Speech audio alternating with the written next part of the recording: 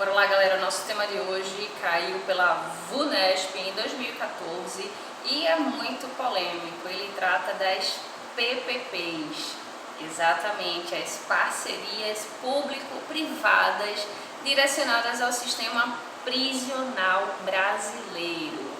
Olha só, galera, antes de trabalhar esse tema, a gente precisa pensar no seguinte: se liguem que antes desse discurso de privatizar os presídios, privatizar os presos, privatizar as penas, a gente só teve a abertura para, como é que eu posso dizer assim, reconhecer esse discurso como uma possibilidade, porque nós deixamos que o sistema prisional entrasse em colapso.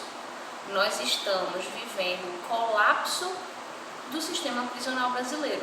O descaso do Estado é tão descarado e tem um detalhe aí, e a falta, de cobrança da sociedade civil, porque nós não cobramos a efetivação de nenhuma política de ressocialização e reeducação direcionada aos presos aqui no país. Então há um descaso generalizado com a situação dos apenados. E como são pessoas economicamente inativas, na maior parte dos casos, a proposta de privatizar, de fazer essa parceria com a rede privada, vem justamente para que, no lugar de o preso dar prejuízo para o Estado, levar o dinheiro dos cofres públicos, ele deveria fornecer benefícios para a sociedade. Claro, a ideia é muito boa, tá? O problema é o processo, é como isso está sendo efetivado na sociedade brasileira. A gente já tem aqui em Minas Gerais, em Ribeirão das Almas, na cidade de Ribeirão das Almas, esse modelo de privatização do presídio sendo efetivado e muitos problemas estão decorrendo dessas políticas, tá? Existem empresas lá dentro do presídio, empresa de calçado, a indústria têxtil está lá, de sistema de segurança, porque dentro desse projeto, dessa parceria, os apenados trabalham durante 8 horas diárias, no regime de CLT, eles têm 3/4 do salário mínimo, eles não recebem, não percebem o salário inteiro em decorrência dos custos que precisam ser cobertos, do próprio encarceramento. E a ideia é que eles comecem a dar lucro para o Estado. Na verdade, lucro para as empresas que estão fornecendo esses subsídios, essa estrutura. Porque a ideia é que a infraestrutura mude dos presídios, e não só a infraestrutura, como as políticas internas. Então, o preso deve estudar durante 4 horas diárias, deve trabalhar durante 8 horas, considerando que não é obrigatório o trabalho. Então, o preso que não quiser trabalhar, ele não vai entrar dentro desse sistema. E algumas penalidades, algumas penas, alguns presos também não entram nesse regime, não é permitido. Por exemplo, os traficantes de facções criminosas não entram nesse processo. E também não entram nesse tipo de regime os presos que praticaram crimes contra a moral, por exemplo, como estupro. Então, eles não são, digamos assim, aceitos dentro desse sistema de estudo e trabalho, junto com as empresas privadas que estão monitorando ali a situação dentro dos presídios. A gente precisa pensar no seguinte: existe aí uma mercantilização da situação do preso, porque para que a empresa privada consiga ganhar dinheiro, é preciso que o presídio esteja na superlotação de pelo menos 90%.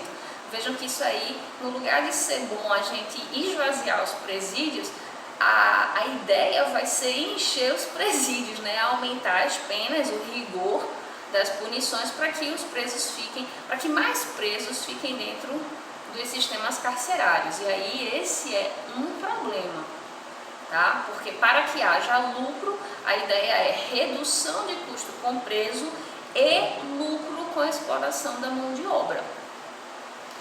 Se a gente observar, a ideia é boa, tá? No lugar deles darem prejuízo ao erário, eles vão dar lucro, beleza, a ideia é boa. Eles vão se tornar consumidores dos produtos que eles estão produzindo, isso é bom. Por quê? Porque tem a ver com a valorização do trabalho e também tem a ver com uma questão muito interessante, que é de você se sentir parte do processo de construção social. Porque o trabalho é exatamente, né, como diz na Bíblia lá, o que dignifica o homem, porque é a contrapartida social que a gente dá. Então, quando o preso sente que ele consegue, uma pessoa, né, de modo geral, sente que consegue dar algo para a sociedade, ela se sente muito bem, tá? Então, esse sentimento, de qualquer forma, vai começar a circular, né, entre as pessoas que estão sendo ali socializadas ou ressocializadas dentro desse processo. Vale a pena a gente tentar um modelo? Vale, a gente precisa fiscalizar, porque nós sabemos, né, que dentro lá de Ribeirão das Almas mesmo, né, lá em Minas, o presídio que está fazendo o teste, já surgem muitos problemas. A maioria dos presos são de regime semiaberto, então os presídios eles são no centro da cidade, né, então os presos circulam por ali, as lojas são muito assaltadas, tá? Então, assim,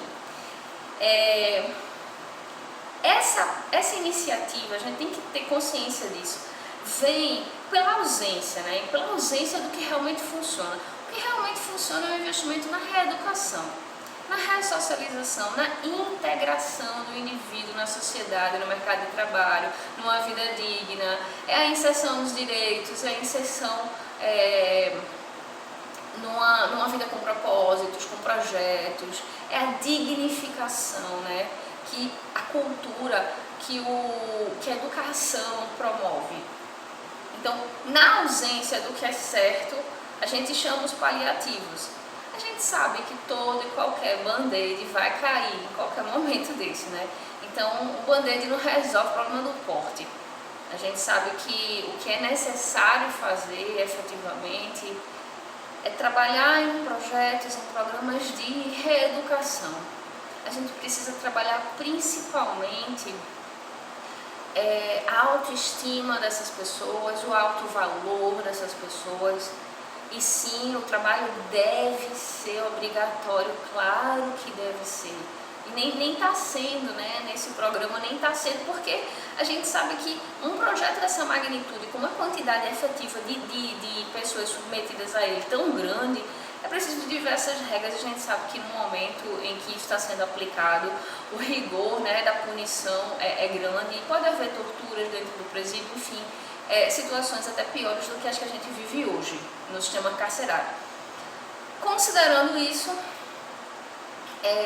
se um processo com rigor educacional, né, com sustentação, se a sociedade civil fizesse pressão para que a segurança pública se tornasse prioridade nas pautas de governo, né? A gente está em ano de eleição e a gente vê que entra governo, entra presidente, sai presidente, e a questão da segurança pública é sempre delegada, ela sempre está em segunda parte, nunca aparece como sendo algo realmente importante. E como a gente não leva, né, não dá a seriedade que precisa para o assunto, não tem como a gente querer que o assunto se organize sozinho, né, que o problema se resolva só. É preciso participação, a gente precisa realmente entender que se a gente pressiona e a gente muda de cultura, que é o que eu tenho falado aqui sempre com relação ao sistema prisional, não adianta a gente colocar um projeto de PPPs, cuja ideia é até boa, bota um projeto de PPPs ali, só que por outro lado a cultura da gente continua sendo a de punição. Por quê? Porque lá dentro o que vai rolar é maus tratos, é agressão, é desrespeito aos direitos humanos da mesma forma. Então é a nossa ideia de punição, é a nossa ideia de reeducação que precisa mudar, porque se as nossas formas de pensar não mudarem, não tem como a gente dar conta de uma solução dentro do sistema prisional brasileiro.